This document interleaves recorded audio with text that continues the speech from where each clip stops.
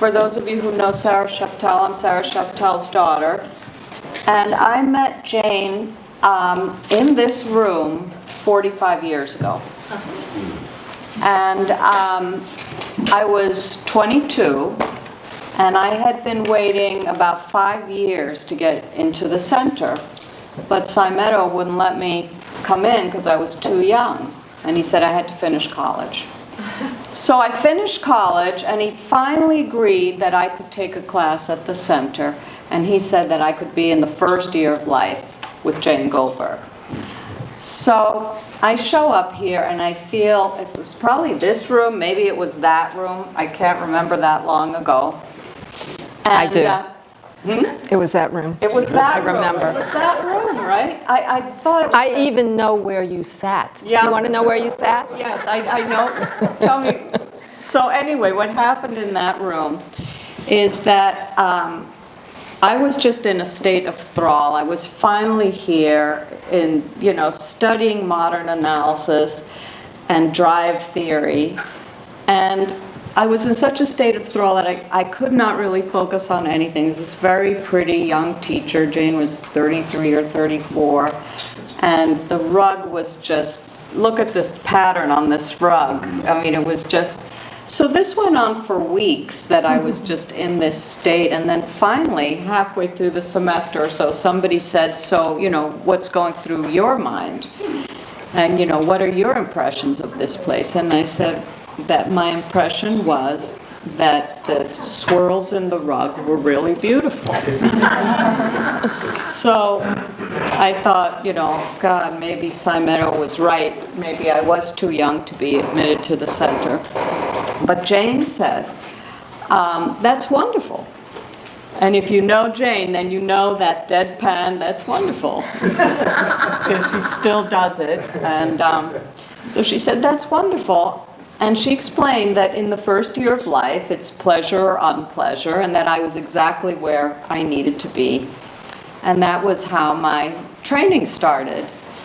And what is so incredible about that communication and the training here is that we do drive theory here. And what drive theory is, at its essence, is transmuting energy for the good, for libido, so that libido and aggression are fused enough that you can do amazing things. And when you walked into this building, it was about hope and possibility and what I think drive theory is about, which is the life drive. That's really, at base, the life drive. So if you think about the life drive and Jane at this period in her life, and I didn't know this at the time, but when she was in her 30s, her mother, who was her primary object, I would call her, she was your person, got a cancer. So what did Jane do? She rode the wings of the life drive and she started to study cancer. And she kept her mother alive. And if you read the memoir, My Mother, My Daughter, Myself, you can see how tragedy or trauma becomes transmuted. And she went on this amazing trajectory. She's written 7 books. We're now up to, are we up to 9? 9 books, okay. And then about 10 years ago, I started to feel sick myself. So I called Jane, and she said, come down. And so she put all these geary, techno, weird things over me and diagnosed. And that's when I discovered that Jane is kind of a huge closet nerd. I mean, it was really like all business and, And then she said, okay, you're going to get on this diet and you're going to take this bath. And I said, okay. So she got one of her assistants and we walked through her beautiful bedroom to this Willy Wonka-like contraption in her bathroom. And the thing that I loved about her beautiful bedroom was that it was a mess. It was just, and I thought to myself, this is the life drive, that she did not care that her room was a mess and I would see her room. She just really wanted me to get in that bath. And the room was truly like a pigsty. It was amazing. So I'm in this bath, I'm naked in the bath, and I'm thinking to myself, well, what the hell am I doing here? This is like the first year of life all over again, you know, with these intensive studies of the rug. You know, I'm back in that place. And after the third tubby, I was in the car driving home, and I had this experience of looking out the window and seeing the sky and thinking, wow, the sky is so beautiful today. And I thought, what is it? And I realized that I was experiencing well-being, that when people feel well and are in a state of well-being, the baseline changes, and my baseline had just changed, and I could see something that I had not felt before. So this is another way that Jane's work has come with psychoanalysis in transmuting energy that is so unique to her, and it's such a masterpiece of modern psychoanalysis in healing. So that's my history with Jane, who is a legend here, a masterpiece of modern, and whose life drive is just so unbelievable, and for all of us. A masterpiece of modern analysis also is short mama. I said, how did I come up with that? It's a type of mama. So I hope you'll join me in welcoming this incredible person and Jane. What I'd like to say about Claudia Luez is that if you want to read about modern psychoanalysis, read her, don't read Jane Goldberg. She also is an author. I reviewed her book, she reviewed my book, so we're kind of taking turns reviewing books. But her book is strictly psychoanalytic. If you want to read about cancer, you can read one of my books. If you want to read about your mother, you can read one of my books. If you want to read about radiation hormesis, you can read one of my books. If you want to learn something about psychoanalysis, you can read any of my books, but Claudia only writes about psychoanalysis. Thank you for a wonderful introduction. So where do I want to start? Well, I could start with this, that I have a PowerPoint, and the reason why I'm saying that there's no multitasking is because as you're listening to me and you want to read, you may think that you're doing both at the same time, but you are not, because multitasking doesn't exist. So you're either listening or you're reading. And you could do either, as far as I'm concerned. And so yes, Jeff Bezos, and everybody knows who he is, he actually doesn't allow PowerPoint in any of the presentations at his company, because he understands that it's kind of cheating. You know, it's not narrative, it's not full, it's not comprehensive. So I am going to use PowerPoint, in spite of what Jeff Bezos says, because I need a cheat sheet to help me to know, because it's not, writing is easy. If you can free associate as an analytic patient, you can write. Writing is not the hard part. The hard part is structuring it and presenting it in a way that helps it to be easily understood, comprehended. And so I've spent so much time on this PowerPoint. I mean, it took me almost as long to write the PowerPoint as it took to write the book. That's an exaggeration, because it actually took me 15 years to write the book. But to make it, you know, a coherent flow is really difficult. And so I think that I've done a fairly good job with that, and I don't want to lose my flow, and so I'm using PowerPoint, excuse me. So this is who I am. Yes, 9 books. And originally, the book that we're talking about it got to be a very long book, and so I decided that it was too long to be one book, so it's now 2 volumes, and I'm working on the 2nd volume. So that when I say 3 more on the way, that's one of the 3 more. And I love writing.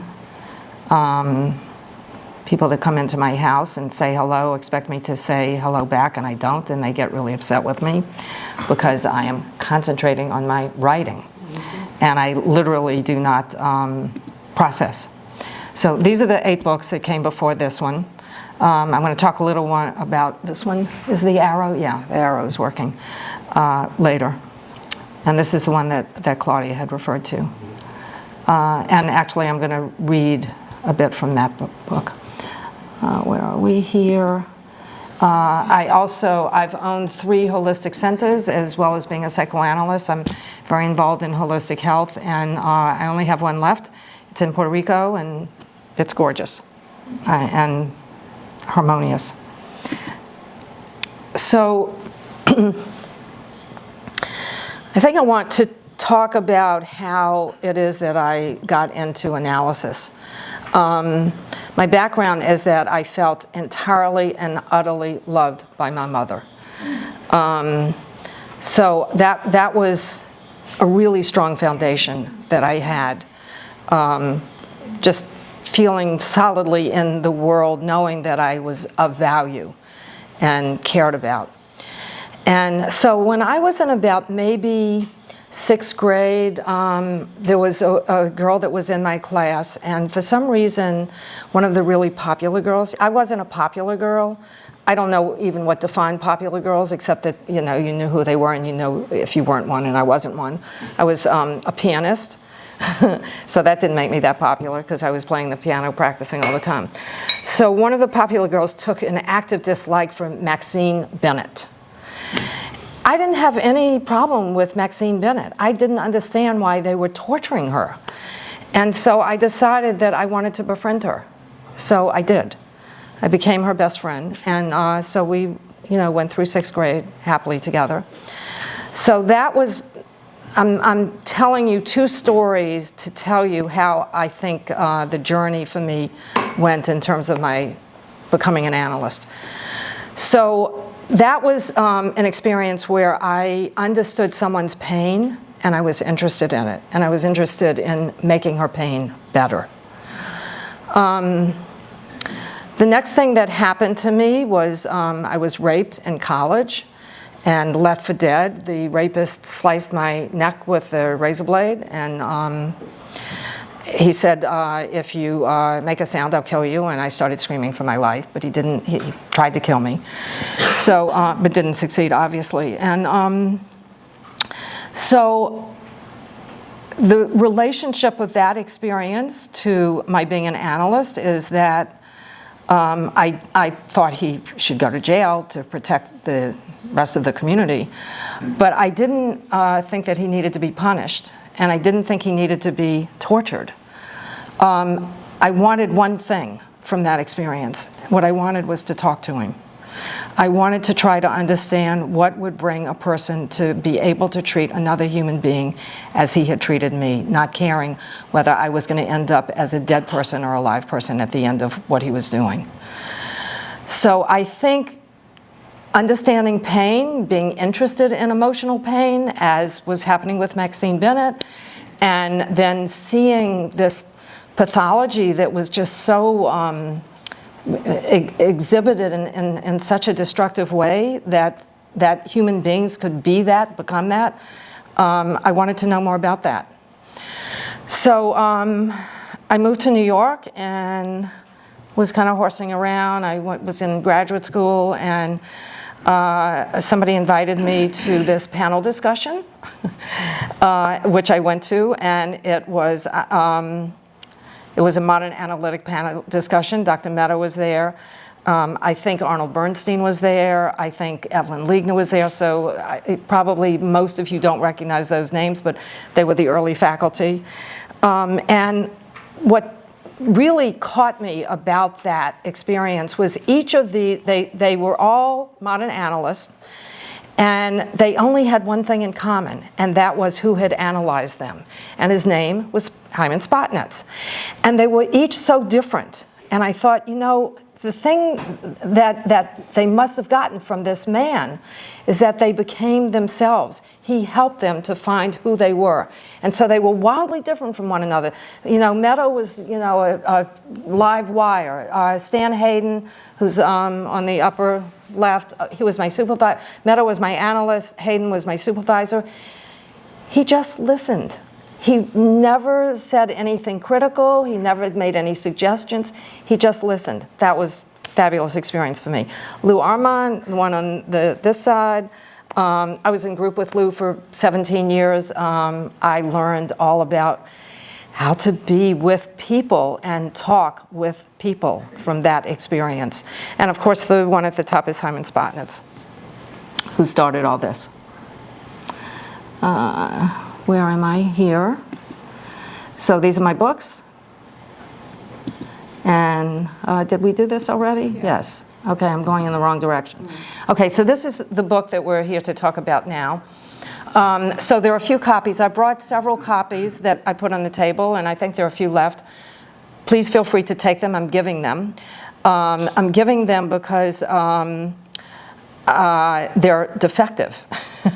And the endnotes are really totally fucked. And there are also problems in the text itself. It's all formatting. It's nothing to do with me and my contribution. It's all formatting.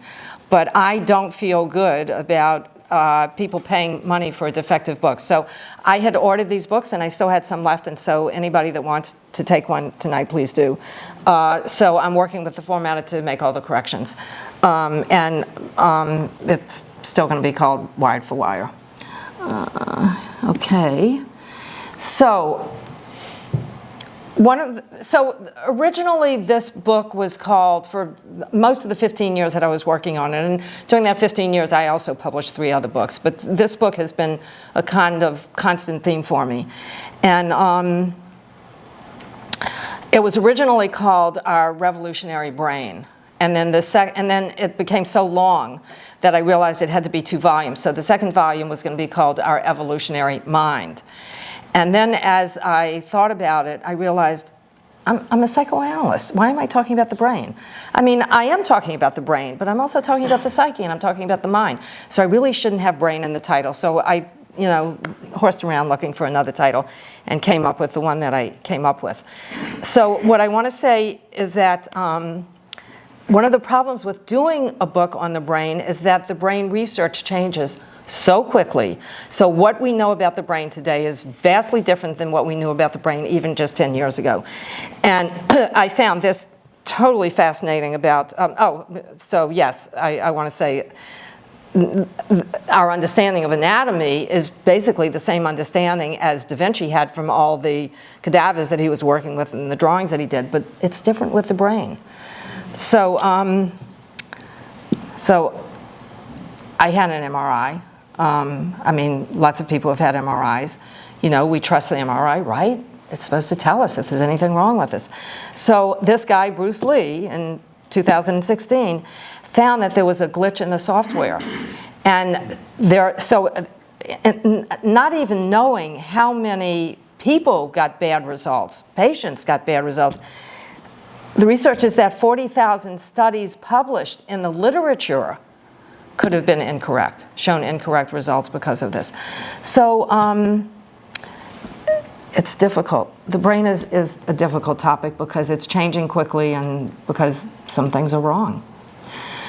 So why did I give up revolutionary and start with wire? Because when I started being an analyst, and I started, as Claudia has suggested, that I had an interest in cancer because of my mother getting cancer, we were just thinking biology. So we are biochemicals, but now all of the research, all the science that we're doing is that it's not just biochemical is just a very small part of the story. We are bioelectric. And I say it's not metaphorical, even though, unlike Lisa Feldman Barrett and like David Linden, I personally love metaphors. Lisa Feldman Barrett is a neuroscientist, and she's written a best-selling book. And when people talk about metaphors, she says, and this is a direct quote, "Metaphors are always wrong." Metaphors are brilliant. Metaphors are what comes from our abstract mind. So I just have a thing about her. I think she shouldn't have said that. And I'm going to talk about David Linden. David Linden, his father was a psychoanalyst. And David Linden became a neuroscientist. But you can see, and he wrote a best-selling book, I think it's called The Accidental Brain. You can see when you read him, this psychoanalytic stuff just kind of intrudes in. And you understand that he's familiar with this. So apparently, when he was growing up, his father at the dinner table would talk about his patients and the analytic experience of his patients. So he's very analytically oriented, even though he's a neuroscientist. So what I want to say about wiring is that we're electrical signals. Everything about us is electrical. And so I can just read, you sense the world by electrical signals, you move via electrical pulses, you think in voltage, your thoughts are lightning, brainwaves, alpha, beta, delta, they're measurable electrical patterns. You heal through electrical gradients, you're powered by the flow and balance of ions like a living battery. And I like the metaphor of saying that it's like, it's the brain's electrical music.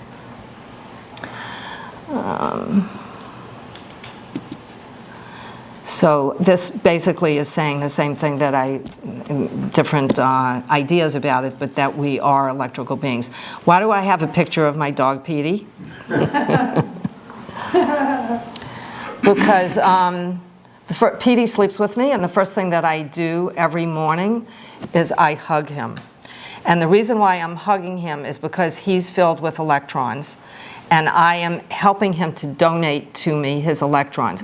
Why do I want his electrons? Because number one, the Earth, the magnetic portion potential of the Earth is electrons. So we absorb electrons by walking barefoot on Mother Earth. Petey walks on Mother Earth barefoot all the time because he doesn't wear shoes, and he's got 4 legs to my 2 legs. So Petey's donation of his electrons to me is a very happy event for me.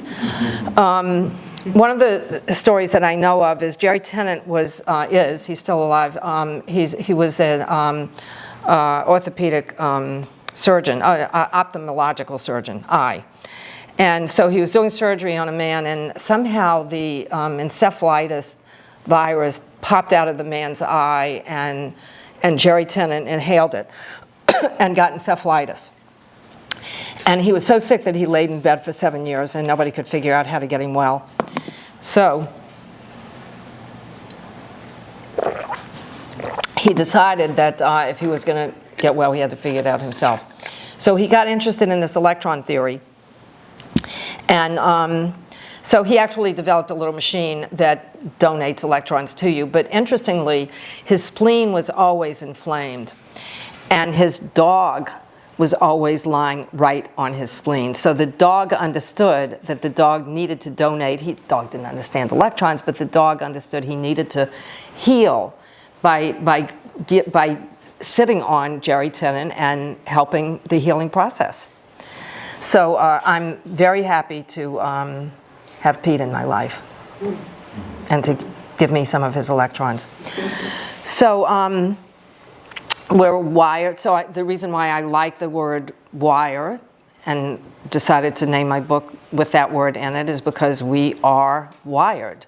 And one of the things, we're wired for various aspects of our being, but one of the main things we're wired for is togetherness. So I like to say it's not high tech, it's not low tech, it's together tech. And do you see that third line there, especially when it's called group therapy? I am just an ardent supporter of group analysis, and I literally do not think that you have a complete analytic experience if you're not in group analysis. So when I was training, I got really obsessed with getting the best analytic training that was possible on the planet. So I was in 3 groups a week and my individual analysis. So I really believe that group analysis is an important growth experience for all of us. So intelligence is a team sport. I'll talk a little more about that. Wellness is a community event. Emotional wisdom is relational.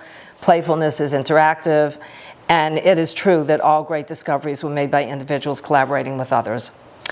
And so, yes, my conclusion is that psychoanalysis is a joint endeavor. So that picture is fireflies, and there's a place on the planet where the fireflies all light up synchronously with each other. So they're all lighting, and then they're dimming, and then they're lighting, and they're all doing it at the same time. And I think that we do that. I think that if the analysis is really working, I think that the analyst and the patient, that their brain waves are syncing in important ways. So I like to refer to Steve Jobs when they asked him what was the best product. Was it the iPhone? Was it the Mac? And he said no, it was the team that he had brought together to create them. So Steve Jobs does understand the point of togetherness. So life itself is a team sport. Socially isolated women are 66% more likely to die of breast cancer than women who had friends. People with close friendships, less likely to die young, less likely to have dementia, heart attacks, and cancer. Women with large families live longer than those with small families. People with active social lives recover faster after an illness than those who live solitary lives. And social contact activates and deactivates the genes that regulate our immune response to cancer and the rate of tumor growth. So friends and family are the best medicine.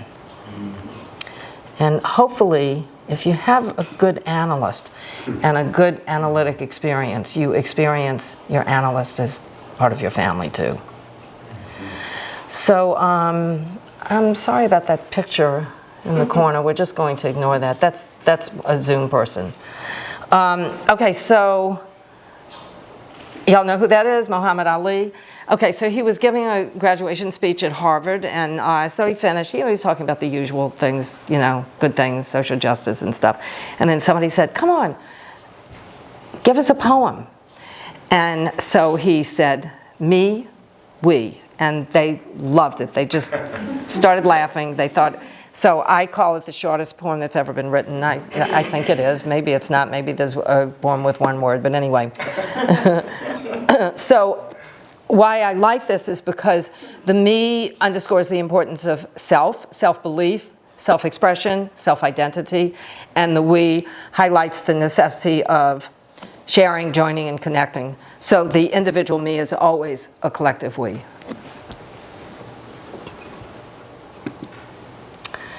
We're wired for stories, so I like these quotes. The most powerful person in the world is the storyteller, Steve Jobs. Let me tell you a story. Walter Isaacson, y'all know who he is. He's an author. He's written books about, I think he wrote one on Einstein. 6 words that he finds most magical. Maya Angelou, there's no greater agony than leaving an untold story trapped inside you. And of course, that's a really important quote for us, we analysts, because that's what we're doing. We're trying to get the untold stories to be told, to free the person.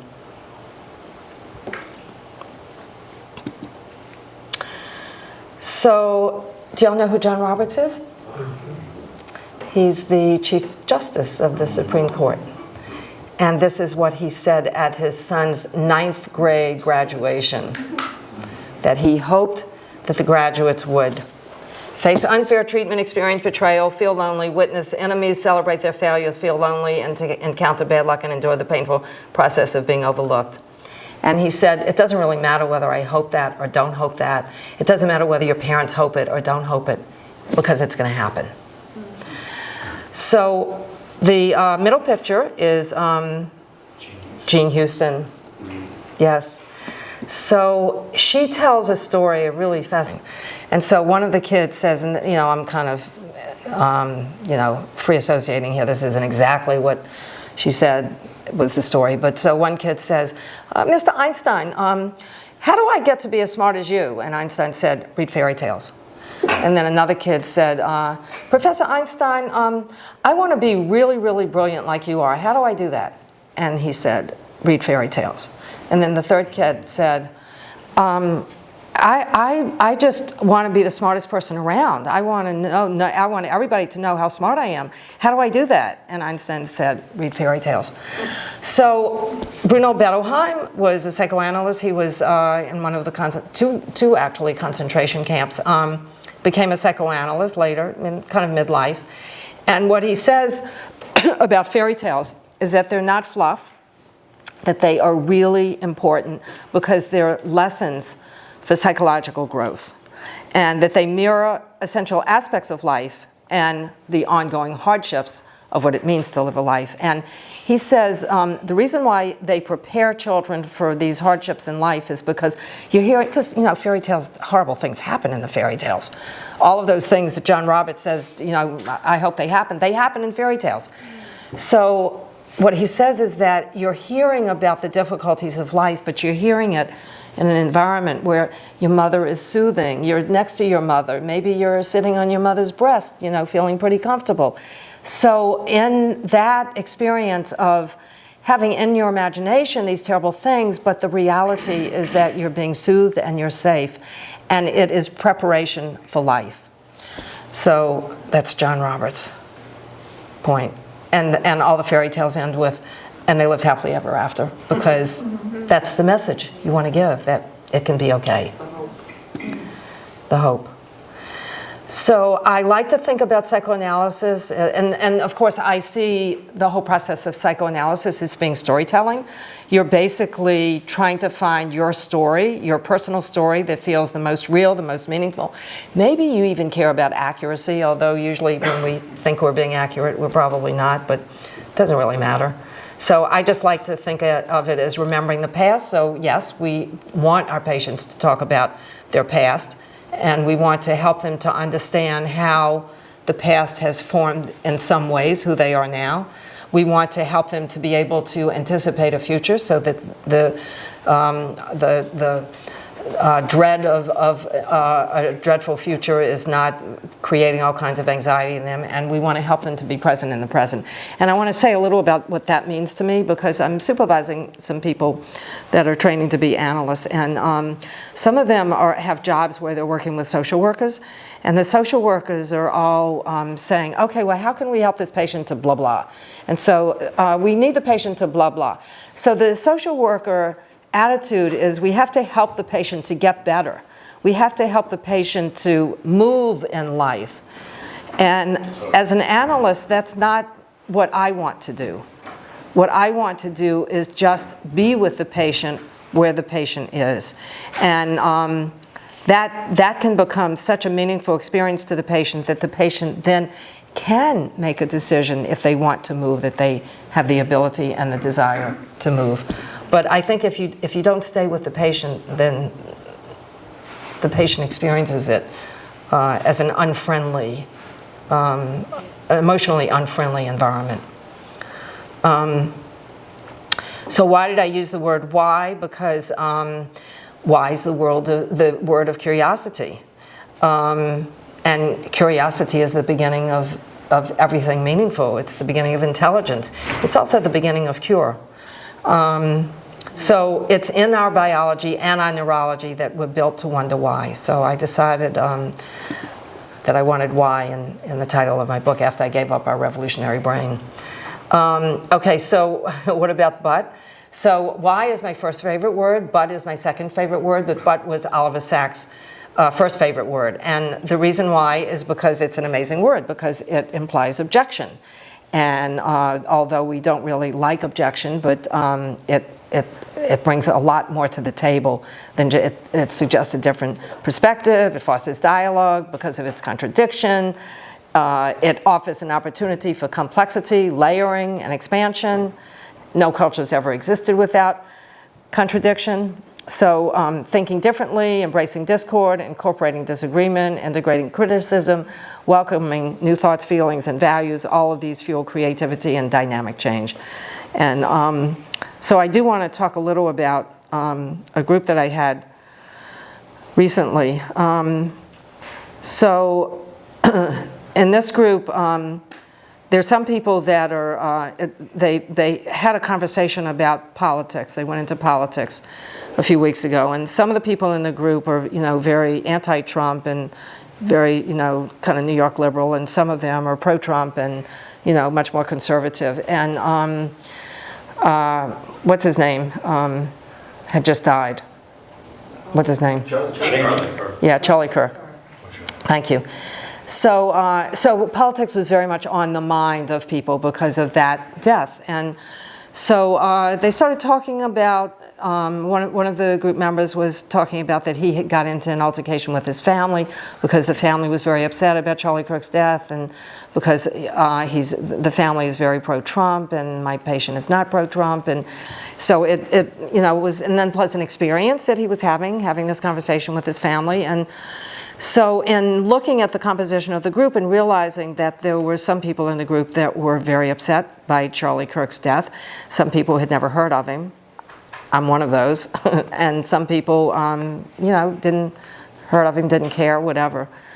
But I got very nervous that if we continued that conversation, that it was going to be like what that group member had experienced with his own family, that it was going to get too kind of nasty, oppositional, unfriendly.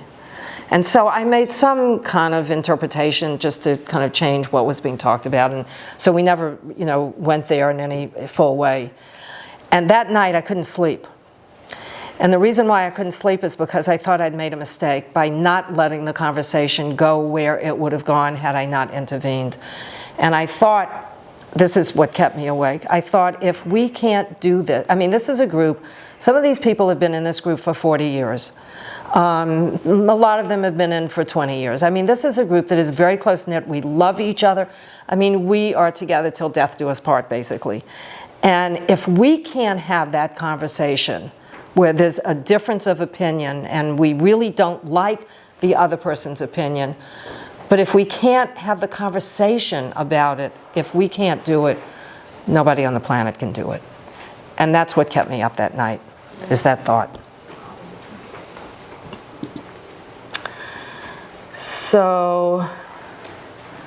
So no is my third favorite word. So the reason why I like no is because it's the beginning word of selfhood. So maybe it's the baby spitting out the breast and saying, no, I'm not hungry. There are all kinds of ways that we can say no. But if you don't have the ability to say no, then there is no ability to say yes. That yes becomes just a compliance, not a real yeah. So I like Warren Buffett's statement, the difference between successful people and very successful people is that the latter say no to almost everything. And I did not know this until I researched this book, that women initially gave themselves permission to say no. It was a reaction to forced, unwanted carnal knowledge. So what does that stand for? Yes, F-U-C-K. Who knew? Did anyone know that? That F-U-C-K was forced, unwanted carnal knowledge? You knew? Yeah, it's from the 1700s. So, okay, so the power of a single no. So this is Stanley Milgram's experiment. I'm sure a lot of you know that. So he had people that presumably were thinking that they were shocking people, and they were still willing to do it. And then when one person said, no, I'm not going to do it, instead of 67% of the people being willing to do it, it dropped to only 10%. So that single no changed the whole kind of social contract that had developed around this. And the other example that I found is Ceausescu's dictatorship in Romania. So he was used to giving speeches. He'd come out on the balcony, everybody would say, yay, clap. And then this one day, somebody said, no. And then, actually he booed. He didn't say no, he booed. And then somebody else booed. And then somebody else booed. And then the whole crowd started booing. And he was out of his dictatorship 2 weeks later.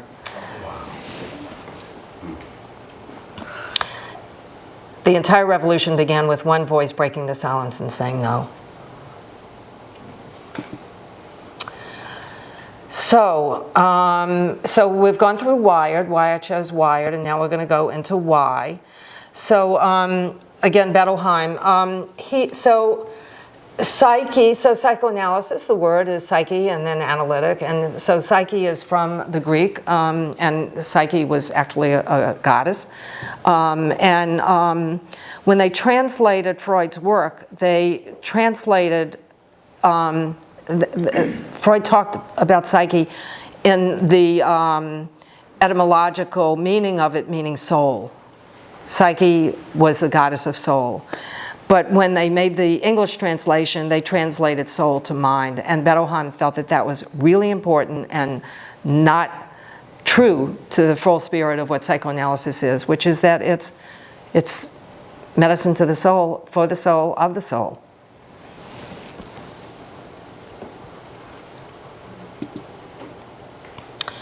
So we want to cure our patients. Cure comes from the Latin word cura, means care, concern, trouble, anxiety, and sorrow. So I see cure as an active process of bringing to one's illness anxiety, care, sorrow, and concern. But the root word cure also gives rise to the root word of curiosus, which our word is curiosity. So we need to be curious about our illness, not just scared, but curious, and we need to ask why. So Einstein, I have no special talents, I'm only passionately curious. And this is just a little poem, 2-line poem I wrote. Cure travels at the speed of curiosity, and curiosity travels at the speed of dreams.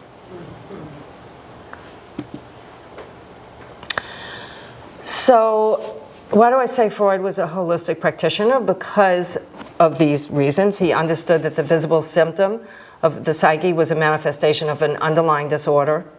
That's how holistic practitioners understand physical diseases also, that the symptom is not the disease. The symptom is a manifestation of something that is much deeper. It's not something that just accidentally happens to you. It's created, it's arranged, and it's even protected. In psychoanalytic terms, we'll call that defenses. So why do I have, let me talk about Spotnitz.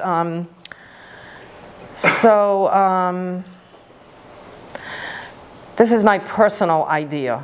I don't know that Spotnitz ever said this, but I think that the reason why he decided to try, he was interested in cancer, but I think he decided that cancer was not curable and that schizophrenia was, and so that's why he decided to focus on schizophrenia. And in fact, I did like Spotnitz a lot, and I was in one of his groups, and I thought he was really like a Buddha. He was just brilliant and a genius. But I did have a few individual sessions with him. And unfortunately, my first session was right after his wife had just died of cancer. And the purpose of why I wanted a session with him was to talk about my ideas about cancer and see what he thought about them. And I obviously, had a lot of trepidation about having that conversation with him because his wife had just died. And I said that to him, and he said, no, we should talk about anything. And I said, well, I want to talk about cancer and nutrition and the possibility of nutrition being curative. And he said, well, why nutrition? What is it about nutrition? I mean, why not how one dresses? So I understood that Spotnitz was, and again, his wife had just died. And as Claudia mentioned, I had an experience with my mother. She was diagnosed with terminal cancer, and because she was everything to me, I said, this is not going to happen. I'm going to figure out how to reverse this. And this was, I don't know, 60 years ago, long before the internet existed. So I just started making calls all over the world to find out who knew what about cancer and who knew how to reverse it. And my mother did reverse it. She reversed terminal cancer, and she went from being in a wheelchair to playing tennis again. So I knew cancer was reversible, but Spotnitz apparently did not know that. Or Meadow. Yeah. Well, I think Meadow hoped, but she didn't do it.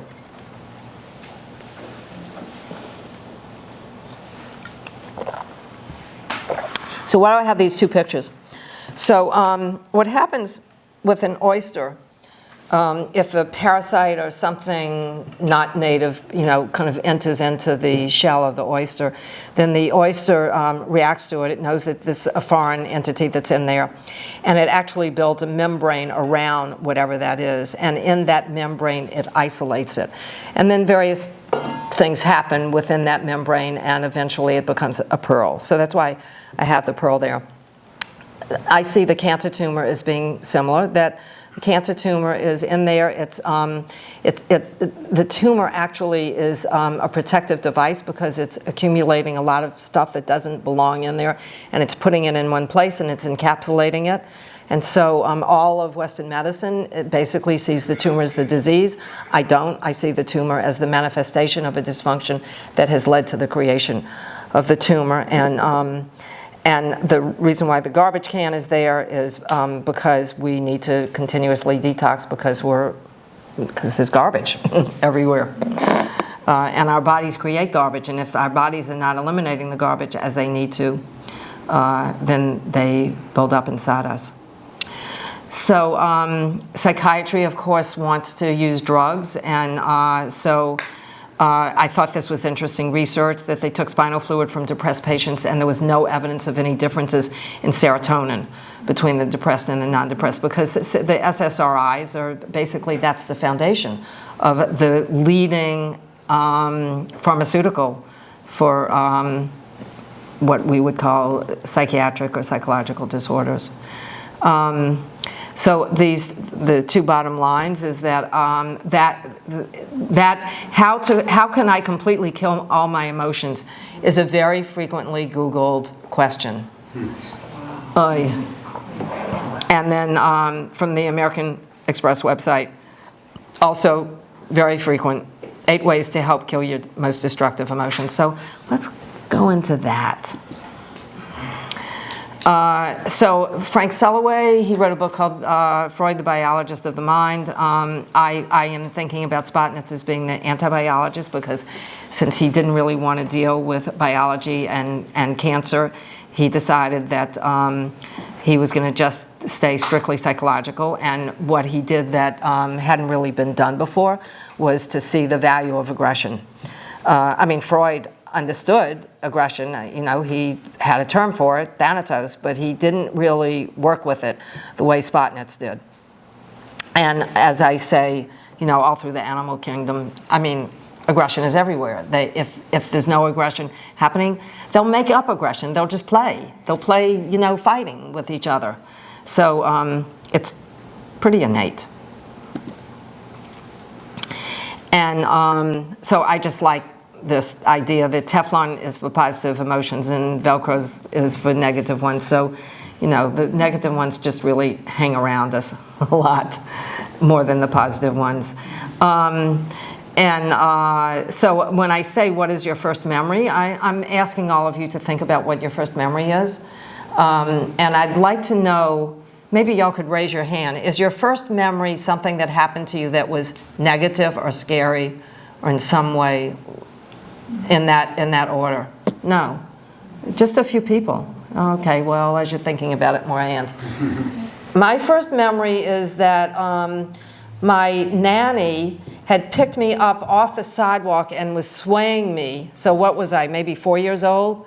Swaying me back and forth because there was a dog that was trying to bite me. So my first memory was of aggression and, unhappiness. So I think that our first memories are, I think for most people, they're probably unpleasant memories, not pleasant memories. But it was interesting, only a few people raised their hands. So I'm calling it the Nazi feel-good police because early in my career I was working a lot with cancer patients, and so I was going around giving lectures on cancer and psychotherapeutic treatment of cancer. And so, I was the only one that was addressing it from that point of view, from a psychological point of view. Everybody else at these conferences, they were all MDs and, presenting from that point of view.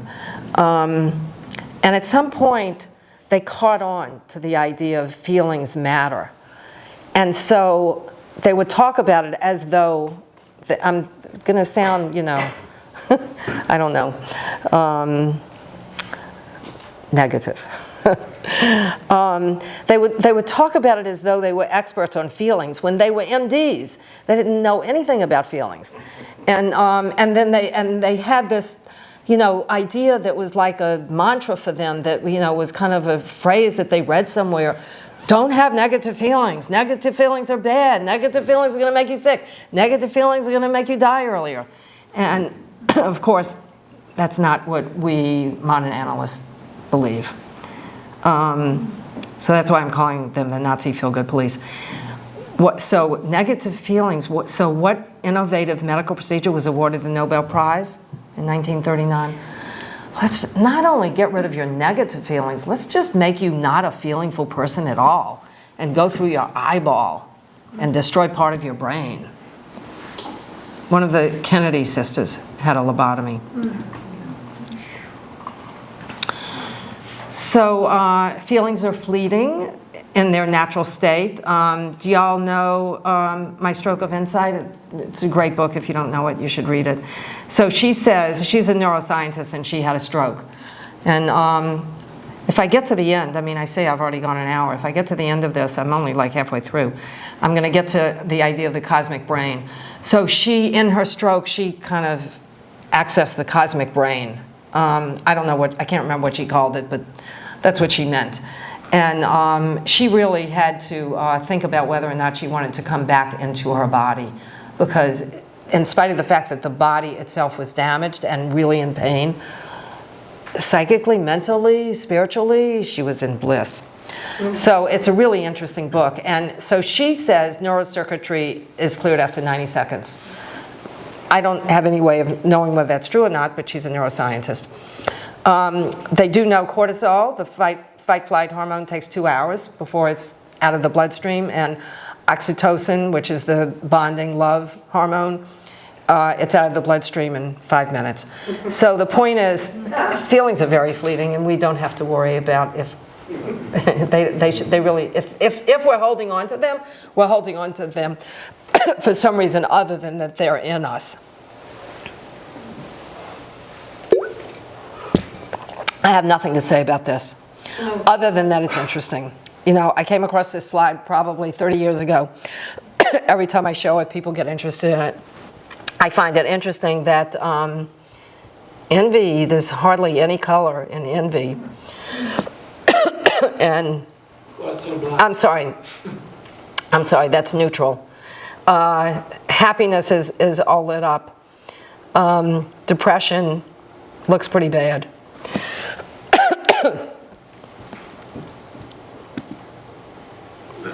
So the book. I'm going to go through chapters really quickly. So this is chapter 1. My father was a fisherman, and we had a boat. I grew up in New Orleans, Lake Pontchartrain, a huge lake. Would go in the boat every Sunday. My father would throw in the fishing rod, pull out a fish, and I'd see that there was a hook in the fish's mouth, and I'd say, "Doesn't that hurt the fish?" And my father said, "No, fish don't have feelings." Mm-hmm. And I didn't know whether fish had feelings or not until I researched this book. But anyway, we do know that fish have feelings. And we, oh, look at this. There's a little typo. We actually are really developmentally, evolutionarily connected to fish as much as we are to monkeys. You can see all of these things that in fish that relate to who we are. Okay, so back to David Linden, remember him? So in his book, he talks about the evolution of the brain as like an ice cream cone. So and I think when Lisa, whatever her name is, talks about metaphors are always wrong, I think she may be referring specifically to David Linden's ice cream cone analogy or metaphor. But it's a really good metaphor. And again, the beauty, Aristotle said metaphors are the thing. The beauty of metaphors is that you can't do metaphor without an abstract brain. So we have to have the neocortex in order to have metaphors and appreciate them. So The brain keeps us alive. That's the most important thing that it does. So prediction beats reaction. So the brain is just always anticipating what's going to happen, and it's always preparing for what's going to happen. So the reason why I like this McDonald's bubble was first when they offered bubblegum broccoli was because they really thought that was going to be a hit. You know, how do we get the kids to eat broccoli? They don't want to eat. So if we make it, you know, they're all chewing gum and they love gum. So if we make it taste like bubblegum, they'll eat it. They hated it. They hated it because they saw broccoli and they expected it to taste like broccoli. I mean, I'm just guessing that this is why it didn't work. I think that their prediction was wrong.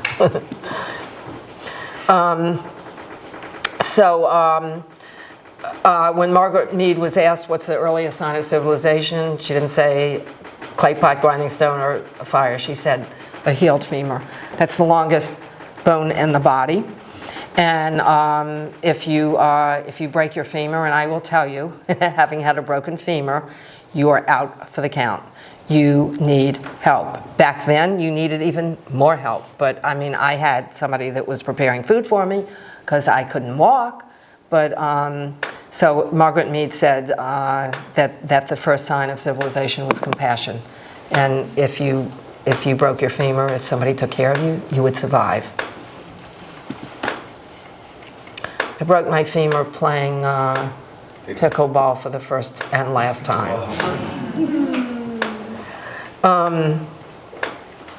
So that was the first scoop. This is, I call the first one Ms. Psyche, and I call the next evolutionary development, Your Lordship Mind. And this is the strawberry flavor. The other one was the bottom flavor.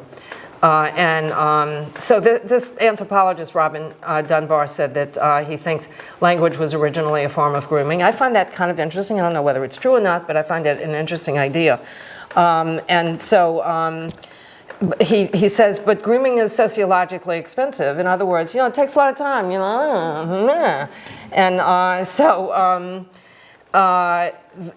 once they developed language, it was much less time to communicate what it is that you want to communicate than, move over. So it's in the neocortex, and that is that the neocortex gives us the ability to regulate emotions through language and thought.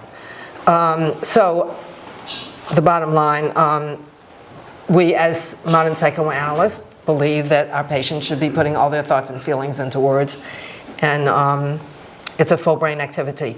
I think I've got a lot more to go, but I just want to check in with y'all. Does anybody have any questions? Does anybody have any comments? And is anybody falling asleep?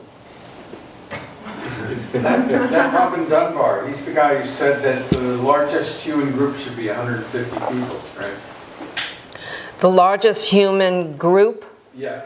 Should be, yes. Should be not more than 150 people. Right. Yeah, and I talk about that when I talk about gossip. Oh, which is the next slide. Right. That is driving us all crazy, social media. What? Is that why social media? Because it's millions that's driving us on. Yeah, it's quite large. So this Kusha Harbi, who is the mayor of Mesopotamia, they said that he was having an affair with Humarelli. And he said, believe this is an exact quote, I did not have sex with that woman. So I don't know if Mr. Bill, read, ancient Mesopotamian mythology, but anyway. So gossip was really important. As you can see, the word derives from God and Sib etymologically, and so it actually refers to somebody who forms a bond of spiritual affinity with another individual.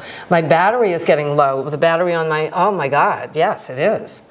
Okay, so let's just rush through this really fast. Okay, we do not live in the now. it takes a while for our brain to process what's happening, what it has experienced and perceived. Okay, Marilyn Monroe. Okay, this is Beth Loftus. She was my professor in graduate school, and her research is specifically on memory. She found that eyewitness testimony is pretty woefully incorrect. And now in courtrooms all over the country, they have to say, if it's the case that depends on eyewitness testimony, they have to say that the research shows that this is not typically reliable information. Okay, this is George Sperling. He discovered the Sperling memory.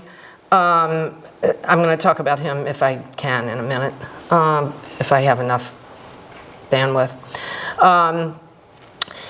So this group intelligence MIT study, how well group members read emotional states, that contributed to group intelligence, evenness of conversational turn taking, and the of course surprise finding. Anybody want to guess what the of course surprise finding was? Women. If they had women in the group, they did better. They acted more intelligently. Yay, women.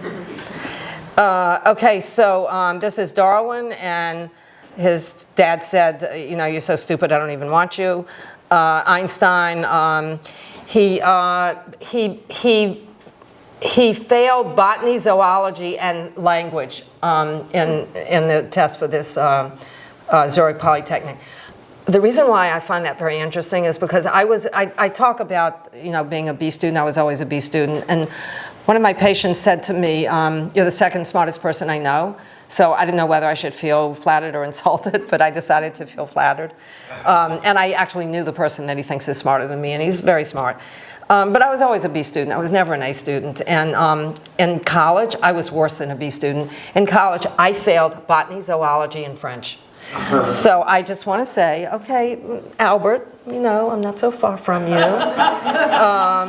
And this guy is Bill Gates, and so these are the people that dropped out of school. He was one of the people that dropped out. Okay, so my little dog Petey, I'm glad that my computer is still on for this. I want y'all to see if Petey were a Jew. The upside of paranoia. So y'all can read that information. Petey was a rescue dog, and Petey is so paranoid that when he knows that I'm taking him out on the street or that kind of thing, he's like this. He's fine at home. And the thing about paranoia is that it makes you really alert, and you're looking around, and that makes you really smart because you're really attentive. Oh, let's see.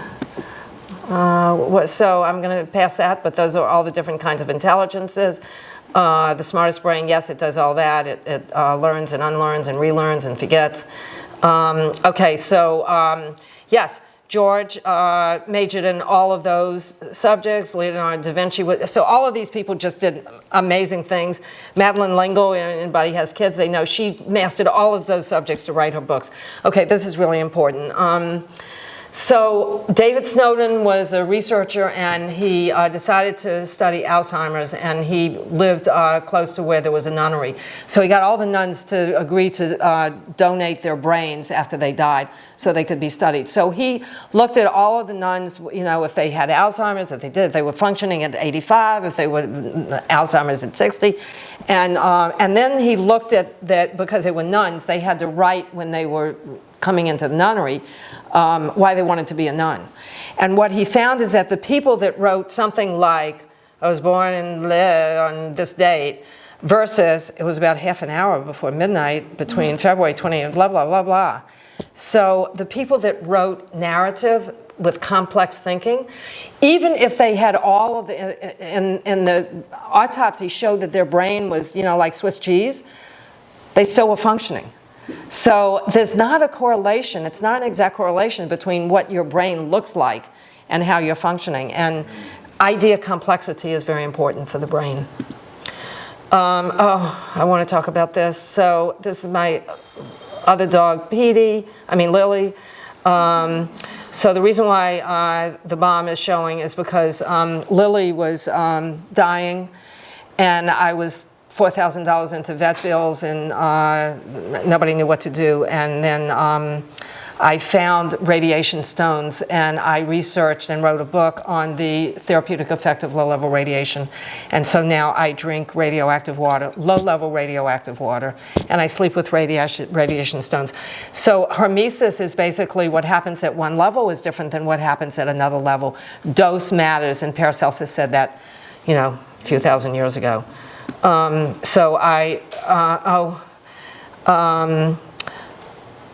I did want to, maybe after my computer dies, I'll bring out this book. I do want to read this, how Carl Jung diagnosed damming up in the cerebral spinal fluid from a dream that somebody had submitted to him.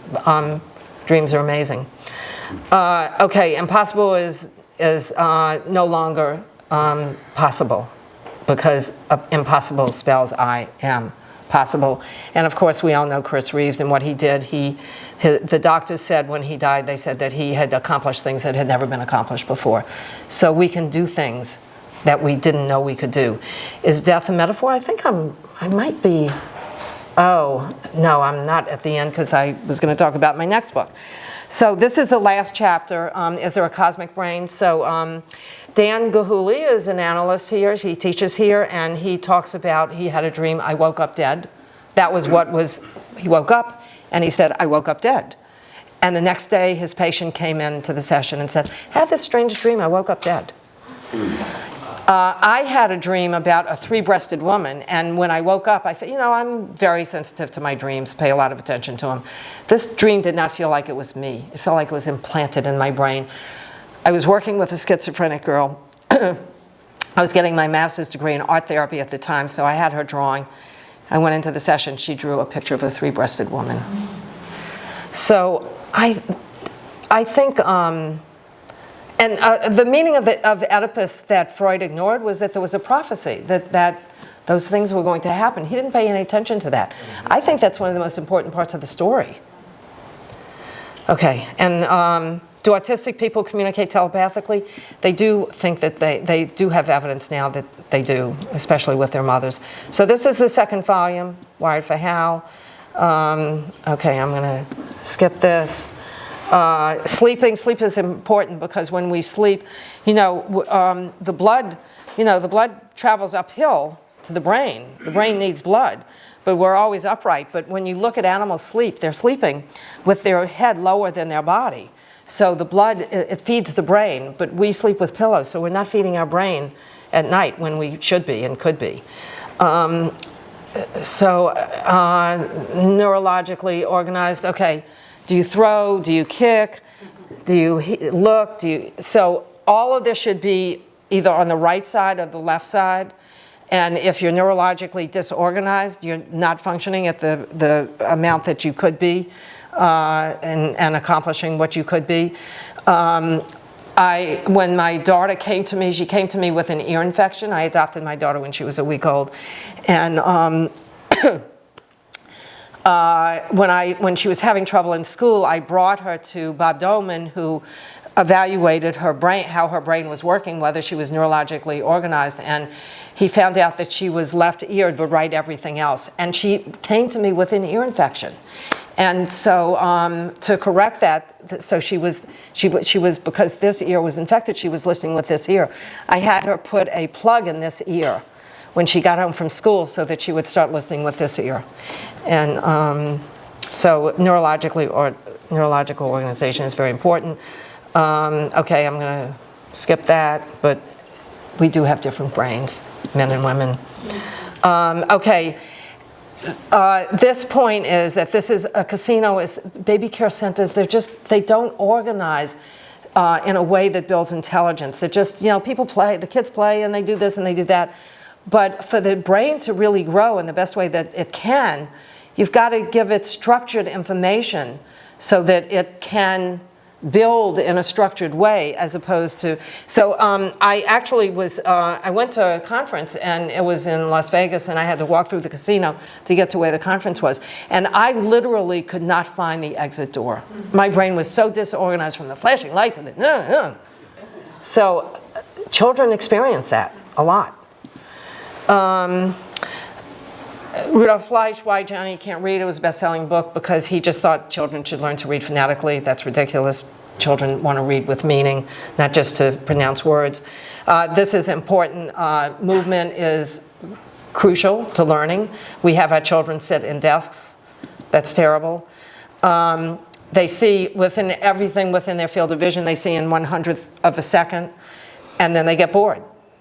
So they need constant stimulation. My daughter knows that. She's got a 2.5, and it's exhausting. This is really important. So, the teacher sees Johnny's looking over there, and he's, not paying attention, and she says, "Johnny, look at me." So when the teacher makes Johnny look in her eyes, something uniquely happens in the ocular part of the eye. It becomes bleached. In other words, in that small portion of the eye, you're blind. You don't notice it, but it does happen. And so when a teacher makes somebody have eye contact, makes a kid have eye contact, literally she's blinding the kid momentarily. Blinking and learning, I'm not going to go through this, but it's interesting information. And if you pay attention to somebody's blink, then you know whether they're paying attention, you know whether they're getting sleepy, and you know whether they're fully asleep because they're not blinking anymore. This is really important. The paper, the magical number 7 plus or minus 2, so it was the most referenced scientific paper in psychology for many years. And what Miller discovered is that we have the ability to do short-term memory, short-term working memory. We can hold generally 7 items in our memory. So if I did a little experiment with you guys and I said random 7 numbers to you, I would ask you to repeat them back to me, and you should be able to do 7. In today's age, probably it's more like 5, but that's problematic. If you can do more, you might be getting a Ph.D. in bioelectrical, chemical engineering, blah, blah, blah. So the point is that if you don't have short-term working memory, you can't accomplish anything. You need to remember what happened a minute ago or a second ago. So I'm just going to say, remember, 6. So if you say to a 1-year-old, say this number, they'll repeat it. If you say to a 2-year-old 2 numbers, they'll repeat 2. If you say to a 5-year-old, they can repeat 5. 7, again, is where we kind of level off. But at 6, that's when you develop the ability to do abstract thinking, conceptual thinking. Okay, right, I gave a talk a few weeks ago, and there was somebody from New Jersey in the Department of Education, and I said, I heard that they're no longer teaching handwriting, is that correct? And she said, yes, that's correct. Oh my God, so you saw the... No, can you go back to it? It went flying by, the handwriting one. It does, it engages 14 brain processes.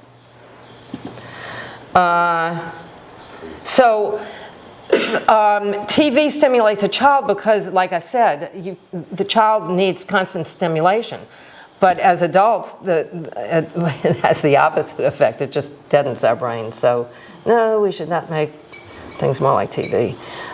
Is it smart to be wrong? So Linus Pauling said, how do you have a good idea to have a lot of ideas? And this guy, Harold Kroto, Nobel laureate, said 9 out of 10 of my experiments fail, and that is considered a pretty good record among scientists. So it's okay to be wrong. Yeah, we're at warp speed in terms of digital. Virtual Horse has already left the digital barn. So yeah, when you read digitally, I really buy books and I read books, and I on the computer, if it's online, then I have to read it on the computer, but otherwise I really prefer reading hard copy because it is a different brain process and your brain doesn't incorporate it, integrate it in the same way. And I think, oh, okay, this is my last, so I'm gonna make it, I think, Paul.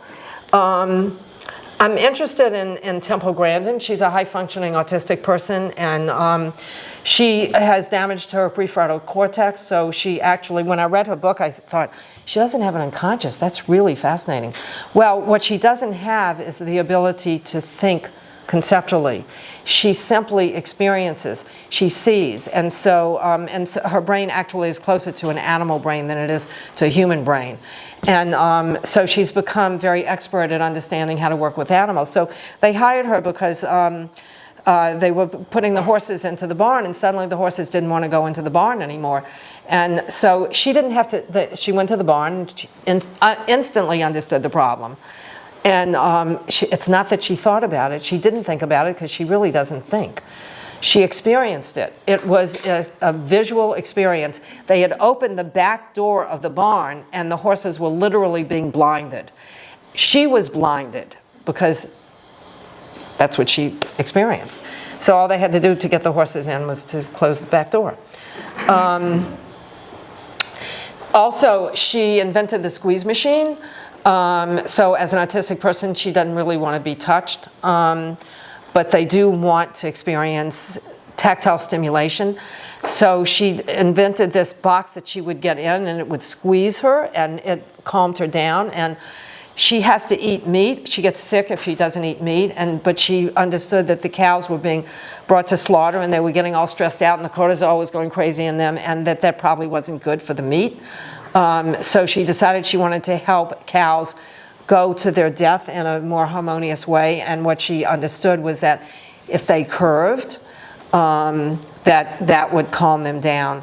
So she did two things. She changed, so half the cattle in the United States are handled in facilities that she designed, which is and then the squeeze machine. So they are now using the squeeze machine all over Europe with autistic kids. The kid gets in the machine and the walls just kind of close. It's a box, except it presses against their bodies so that they're being held, but not held by humans. And I really am pretty sure that, yes, I'm closing the computer. You know what, I'm going to look and see. So I am open to questions, except I probably have gone too long for all of you, and you all want to go home. So we don't have to have questions. Here's Zoom. Okay, I don't know.